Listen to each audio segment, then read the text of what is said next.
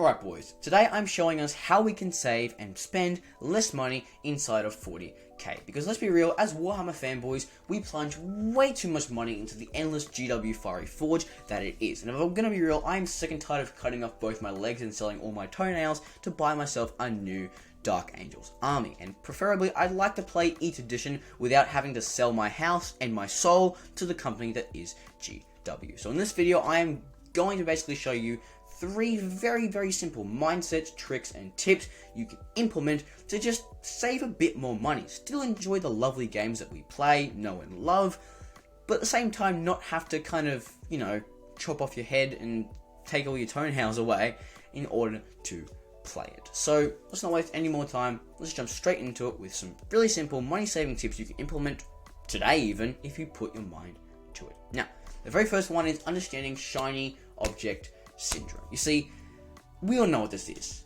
Me see cool new thing, me drop current thing, me do new thing. That's what shiny object syndrome is. You want the new thing continuously. Even if you literally had it for less than, 2 weeks, most likely is you'll move to the next thing. And that's what the meme kind of is with the shame pile. You have that one pile that's full of Tyranids, full of Space Marines, full of that army you knew you were going to build. This is going to be my dream army. And all of a sudden it's stuck there, still in sprues, or even worse, not even painted. So understanding this is crucially important because it's basic human psychology that we want new things, as it's what kind of drives us for this. It's what big consumer companies feed off, and it's what us being stupid Warhammer fanboys go with. So the best way I can say we can solve this is by basically implementing true meaning in an army. And what I mean by this is, I know you love your armies right now. I know you think you love all 7 of your armies, but trust me, you clearly don't. Otherwise, you wouldn't have bought 7 of them. The important thing you need to understand is that if you truly needed something important, you basically want to stick with it. That's where the implementation of true meaning in an army comes into play. Having an army that truly means something to you is going to completely negate the shiny object syndrome, as it's what kind of drive yourself. Because let's be real, like I said before, if you had an army you really loved, you wouldn't have 16 different armies you're consistently switching through.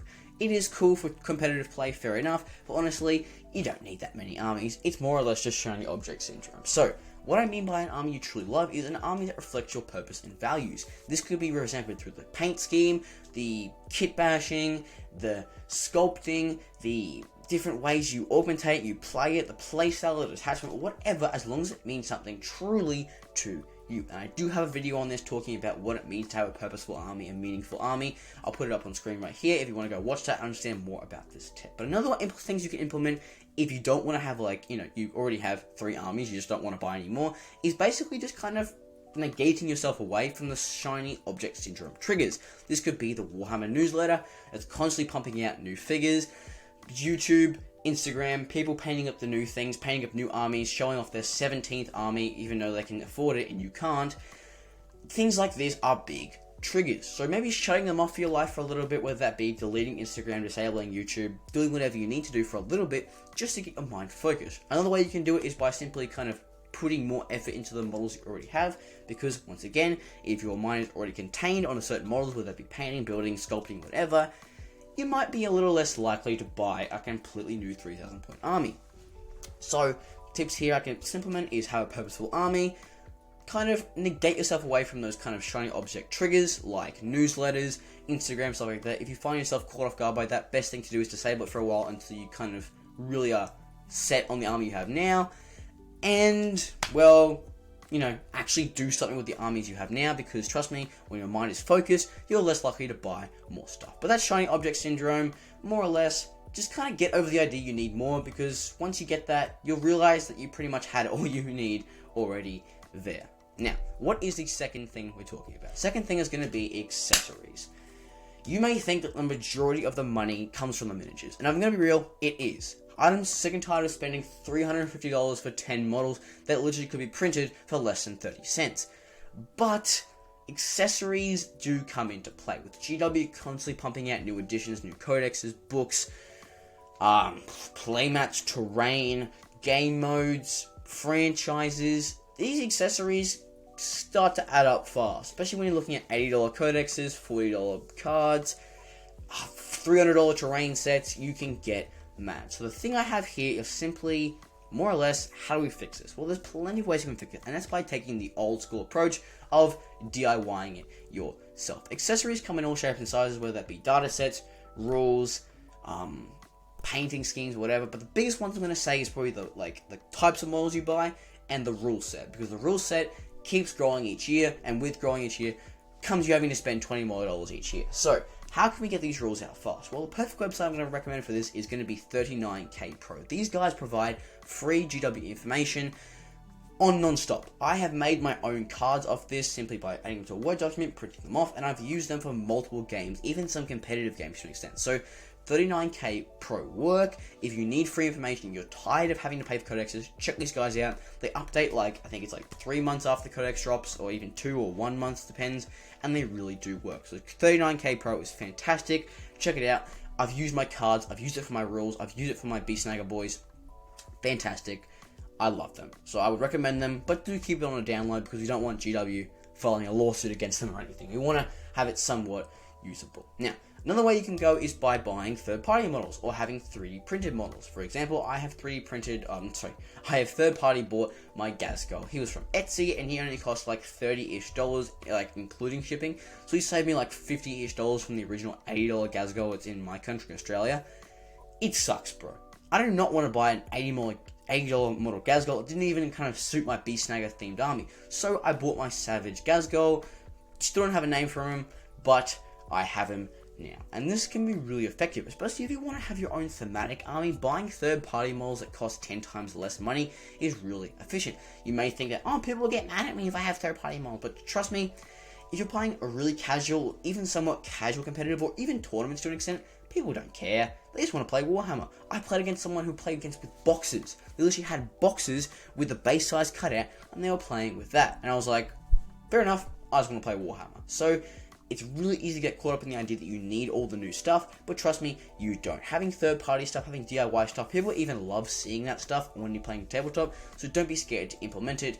Make your own rules with 39K Pro, buy your own Etsy models, and with paints and stuff, it's probably best to invest in some good quality stuff, but there's plenty of kind of third-party models you can buy, or even just offshoot armies that are really cheap, $400 less on Facebook, Amazon, eBay. It's all about looking, it's all about perceiving, it's all about doing a bit more research than just, GW new model me have.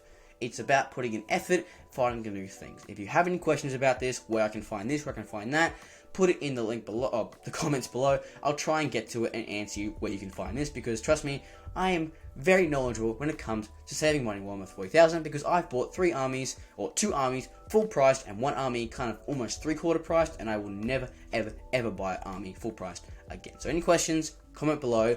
I'll tell you where you can buy, find this extra stuff, find cool stuff, find more stuff, and basically just with accessories. Now, last one is going to be a very interesting one, and I think one you're going to like, and that's going to be learn to sculpt and kit bash. This is literally going to save you so much money. I'm not joking here, saved myself a total of $450 on my new army, simply taking old models and kit bashing and sculpting them. This is a crucial skill you need to learn because it changes the fundamental completely. First of all, you can build themes, you can build thematic themes, you can build certain armies that convey certain values and purposes, which is what I had before, which is my first tip, but also you save money. I took both my boys, my knobs, my old Storm boys, and a bunch of old Squig models and made them into my new Beast Snagger army and didn't have to spend a single % on any of those models. So learning to sculpt and kit bash is a true miracle, and it does take time, it does take effort, I understand, to make good quality kit bash, get right quality stuff, have right quality things, but once you do, trust me, it changes the game completely. Like I said before, I built my entire army pretty much off the backside of kit bashing and sculpting. Now yes, kit bashing and sculpting can get expensive, you can have $200 models, things like that, but if you take the basic approach and just take spare parts and kind of make your own things with it, it's very easy to go from there. If you are curious about how to kit bash or sculpt, I do have a link, and I'll put a card up here which has my video there, allowing you to learn how to kit bash, my experience of kit bashing and sculpting, and how you can improve from me and learn from my mistakes. But honestly, that's it. there really isn't many ways you can actually save money. Obviously, you can say, oh, just don't buy GW in the first place. But the best thing you can do is really try and embrace as much of GW as possible. I know it sounds stupid, I know it sounds dumb, but still try and get involved in the hobby. They have put a lot of hard work into making an efficient and good scale of games. There's a reason why Warhammer 40,000 is the most popular tabletop game. And they are expensive, I know. People poo-poo on them all the time. But honestly, they've put effort in. So I'm not saying you have to buy anything. Save as much money as possible. But honestly, even sometimes buying correct terrain, buying Facebook terrain, all this stuff you can save money on. But just kind of having a nice mix, if I'm going to be honest. Having a nice mix really ties into having good quality stuff, allowing you to still play GW without having to spend an arm and a leg in doing it. Now, I know there's going to be more tips. Flame me in the comments if you want to, but that's going to be all me today. Hope you like this video, subscribe, do all the cool YouTube stuff, and I hope to catch you in the next one. Mwah.